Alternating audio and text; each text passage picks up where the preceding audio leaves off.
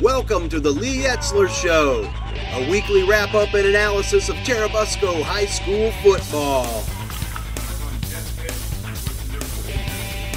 Eagles, what is your profession? Out, out, out.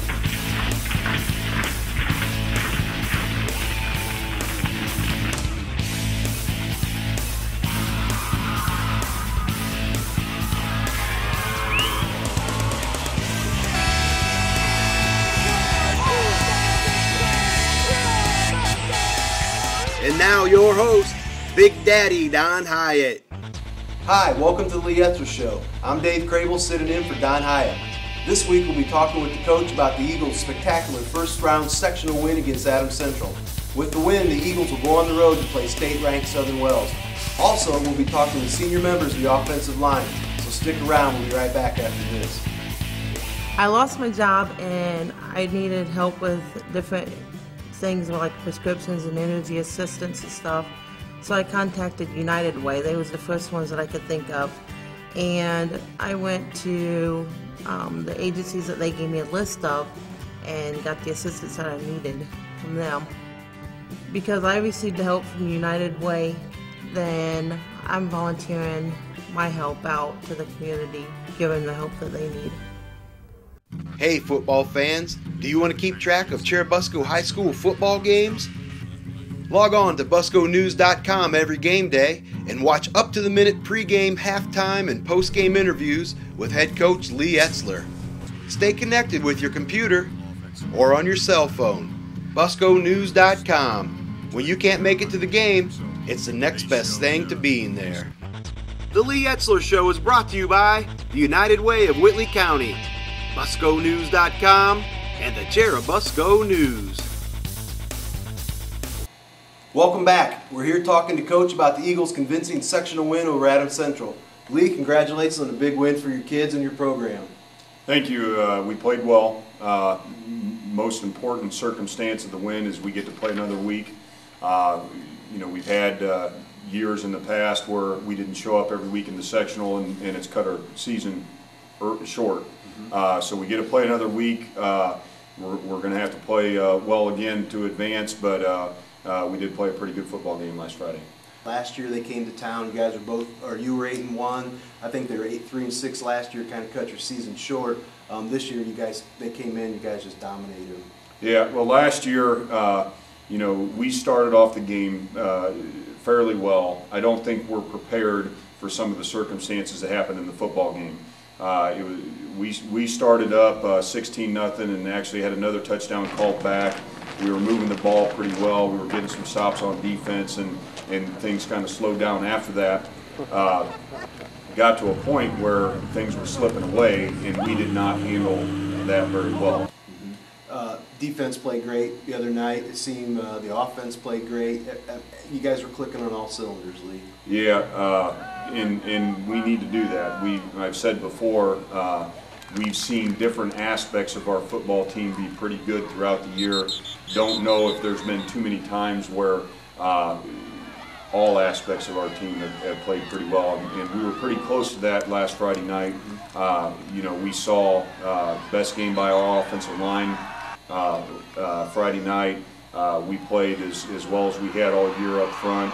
We were pursuing the ball pretty well on defense. Everybody had a pretty good understanding. There were some complicated things as far as how are we covering backs out of the backfield in our pass coverage in this defense and that defense. So there were some complicated things. Our kids did a pretty good job of getting that stuff down all week, and they played pretty fast. So and we got on them and won the emotional battle, and they probably didn't play as hard as they should have after the first quarter and a half in the game, and we just kept going. Yeah, you did. It was a very nice job. Monk also had another long punt return, which was people thought it was a school record. I guess it wasn't a school record, but 2 weeks in a row, your punt return team's just playing some great ball this year too. Yeah, we've done a pretty good job. Number one, last couple of years we didn't feel that our wall was doing an outstanding job. We emphasized that a lot early in the season. They've done a pretty good job all year. You know, they need, there's a certain discipline, a certain hustle that they need to have in order to get in position that they need to get into, and also we need to field the ball by our punt returners. So we've done a pretty good job in those two aspects, and that's, you know, you have some pretty good athletes back there returning punts, so pretty good recipe for success in punt return. Lee, coming up here, we're going to be joined by the offensive line. The reason we're bringing the offensive line on, and you said you were only going to bring some of the good ones, maybe, but I guess we're bringing the seniors. No, I'm just joking. But the offensive line is coming on. Mathewson broke a lot of records, a couple records. I believe it was the season, maybe the season yardage, the touchdown, Career yardage, career scoring. Okay. Talk a little bit about that offensive line and how they worked hard this season. And I know we had Coach Paul Sade on, but I think it's a good time to have the line on and talk about them as well.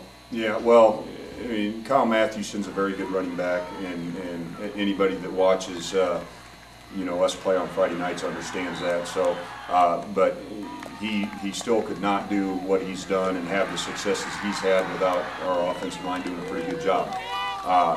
You know, it is not easy to do what they do. We require a lot of them athletically, discipline-wise, and they do a pretty good job of what's asked of them. A lot of times we are blocking physically bigger guys, and a lot of times, you know, it's gotten to a point in our program where, you know, size is not extremely important. It's hustle, it's determination, it's discipline, and our guys do a pretty good job of that. Stay with us. We'll be right back, where we'll be joined by senior members of the offensive line.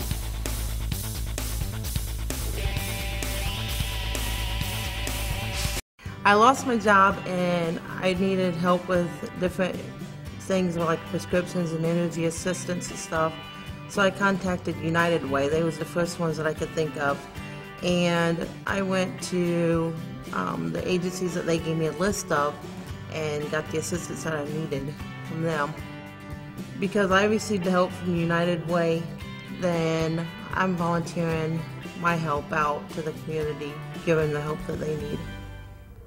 Hey football fans, do you want to keep track of Churubusco High School football games? Log on to busconews.com every game day and watch up-to-the-minute pregame, halftime, and postgame interviews with head coach Lee Etzler. Stay connected with your computer or on your cell phone. busconews.com. When you can't make it to the game, it's the next best thing to being there. The Lee Etzler Show is brought to you by the United Way of Whitley County, busconews.com, and the Churubusco News. Hey, welcome back to the Lee Etzler Show. We're here talking to senior members of the offensive line and their coach, Paul Sade. This year's O-line is blocked for over 4,000 yards and are a big reason a number of school records have been set. Men, welcome to the show. Glad to have you guys here. Paul, do you want to go ahead and introduce everybody off your line for us real quick? Sure, Dave. This is offensive tackle, right tackle, Charlie Holsenbeck. One of our tight ends, Jordan Turner. This is left tackle, Bob Arvola. Sorry, Bob's faces. This is our left guard, Blue Armstead, and this is the other tight end, Spencer Conrad. Good to have you guys here. So you guys, Kyle Mathewson, you guys all know him. He ran for some heavy-duty yards this season and broke a lot of records. And you guys are a big reason why it all happened. I mean, Conrad, talk to me about it. What's your feelings on breaking the records? I think it's awesome. It really shows how hard the offensive line has been working in practice. I'm sure not very many schools go through what we go through. Coach Sade puts us through a lot, really gets us ready to drive the ball, and we're told we're going to pound and pound and pound the ball each play, and we're not going to go for 60 yards each play. So it feels pretty good when it's breaking records. Good. Bob, talk to us, Bob, about you. Is this your third year on the line, Bob, or your second year? Third year. Third year on the line. Big part of the offense. Tell us what it's like to be part of that record-setting squad. We just do our job. Mainly, I've been on the line for 3 years, and I basically just do what I'm told. I just do my job, and I let the running backs do their job. All works together. how it works. Very good. Good. Zach Armstead here. Is this your second, third year on the line, Zach? Second year. You used to be a running back, I'm thinking, in the earlier days. How do you like playing on the line? A lot better than a running back. You like it? Do you like it better? How come? Because you get to hit more and not have to worry. You have a lot less worry. A lot less worry about what? The ball. The ball. You just get to hit somebody and block them there. Yes. Huh? So you're a big part of all the records as well. So congratulations, man. Jordan Turner, number 42, tight end. Jordan, second time on the show. Everybody's kind of ribbing you about that. Welcome to the show. Thanks. It's good to be back again. How do you feel about being on that offensive line? It's kind of like a prestigious thing for us. Like, you're blocking for Kyle Mathewson, and he's setting all these records, and it's kind of neat to look back and like watch some film and say, hey, I helped him get that touchdown, or I helped him get that extra yard.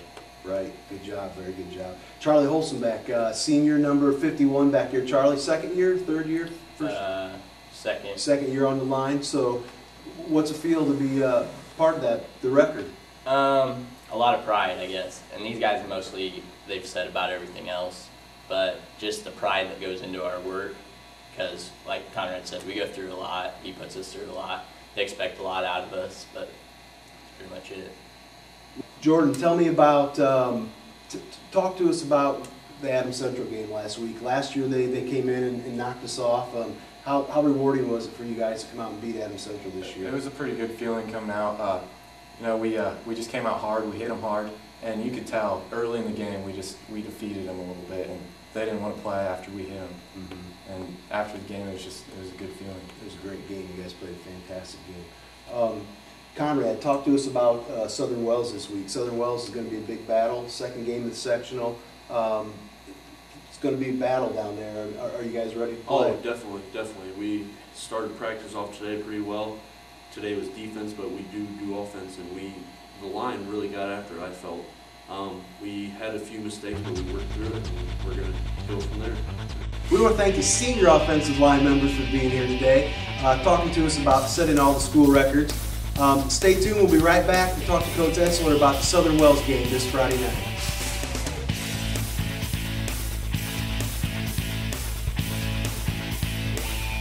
I lost my job and I needed help with different things like prescriptions and energy assistance and stuff.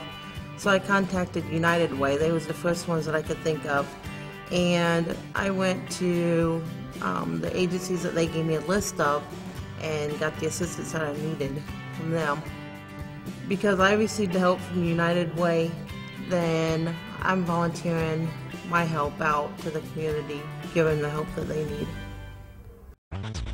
The Lee Etzler Show is brought to you by the United Way of Whitley County, BuscoNews.com, and the Churubusco News. Welcome back. We're here talking with Coach Etzler about the Eagles' second-round sectional game against state-ranked Southern Wells Raiders. Lee, let's talk about the Southern Wells game coming up this week. They pose an extremely tough task for us. I guess the first thing or two you think about when you think about their program, they're very well coached. They're a very disciplined football team. They run a lot of option on offense, and I don't know if there's a better option offense, a better option team in Northeast Indiana. I know they were ranked up high, 2 or 3, maybe top 5 in the state early in the season. And I think the Bieberstein kid was out for a while and they dropped a few games. Is he going to be back? Or are you thinking about what about that? The word is he's going to be back. We're expecting him to play. Don't believe he's played for the last 5 or 6 weeks. Had a broken foot. Plays fullback for him on offense, and earlier in the season had him at linebacker and could potentially use him at linebacker on defense or on the defensive line. It's one thing to stop the option offense. The first thing you got to stop is the fullback. When you put a very good fullback in there that's been gone quite a while, that makes the test a little more difficult. So we have our hands full. We want to thank Coach Etzler for taking the time to talk with us each and every week, and want to remind you to watch the Lee Etzler Show every Thursday night at 7:30 right here on BuscoNews.com. I'm Dave Crable sitting in for Don Hyatt, and we'll see you next week. This has been the Lee Etzler Show, brought to you every Thursday night at 7:30 by BuscoNews.com.